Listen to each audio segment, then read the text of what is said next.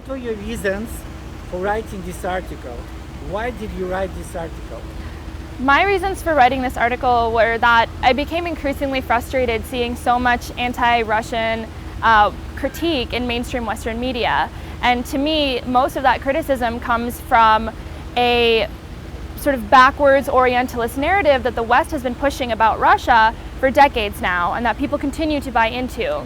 So I wanted to sort of shed some light on the fact that by focusing on all of Russia's problems, we are deflecting attention away from our own negative problems and pushing the Western eye elsewhere so that we focus less on domestic problems.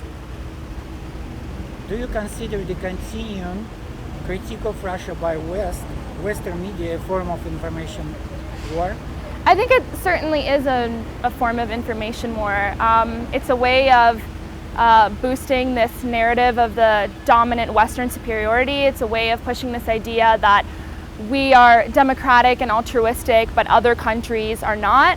And it also buys into this whole East versus West narrative that has really never really died down since the Cold War. I think people like to believe that we no longer engage in this sort of anti-Russian propaganda because it's no longer the Cold War, but really most of those tensions are still existing between the West and Russia and the way Western mainstream media is representing Russia.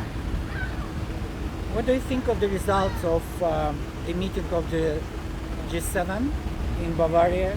Does the West no longer have any other issues to deal with other than to unite in a battle against Russia? Well, I think what happened in the G7 in Bavaria was pretty ridiculous, that they wanted to exclude Putin because they have all of these dominant world leaders and superpowers there making these sort of major political decisions, but there's nobody there to defend any Russian interests.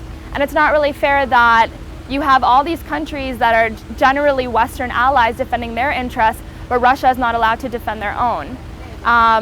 And somehow framing Russia as the bad guy or the villain in the situation. Like, if it's going to be a world meeting of world leaders, then Russia is a dominant world leader and needs to be there to defend its interests, and to exclude them is really undemocratic at its core.